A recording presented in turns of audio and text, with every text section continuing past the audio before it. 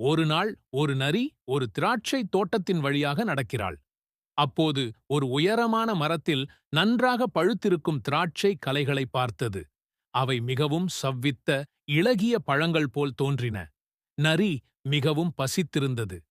இந்த பழங்களை வாங்கி சாப்பிட்டால்தான் எனக்கு ஆற்றல் வரும் என்று நினைத்து அவை இருக்கும் இடத்தை நோக்கி தாவியது. முதல் முறையிலே பழங்களை தட்ட முடியவில்லை. மறுபடியும் முயன்றது.